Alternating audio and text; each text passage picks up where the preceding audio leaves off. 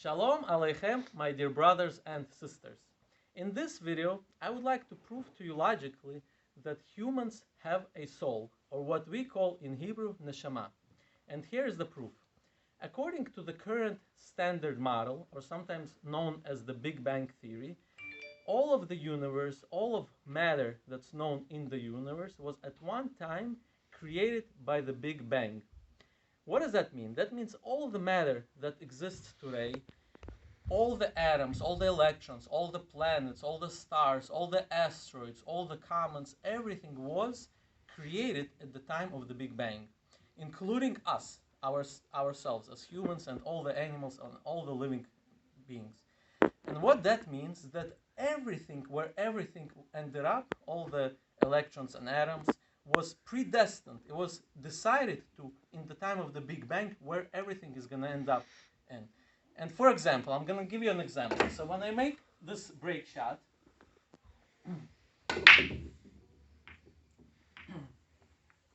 as you can see, all the balls ended up somewhere. Now, theoretically, if I was to break exactly the same way, exactly the same, on the exact same table, theoretically, all the balls would end up the same exact way every time I would do it. Now, obviously, I cannot do it because every time I'm going to break it, there's going to be slight difference. There's going to be a difference in the way they're set up, in the difference in the way I hit, in the power. So therefore, I cannot do it. However, if you pause this video and rewind it, and then play it again, I promise you that 10 out of 10 times you're going to see the same exact picture. All the balls are going to end up the same exact way, in the same exact spots. So that means that when the Big Bang happened, that means all the electrons and everything, all the atoms were predestined where they are going to end up. Now, since we as humans are made out of these electrons, out of these atoms, out of these photons, all the subatomic particles, that means that even our brains were predestined. Our decisions were predestined. That would mean that we do not have a freedom of choice. It means that whatever we decided, or the thought that we had, it was predestined in the time of the Big Bang.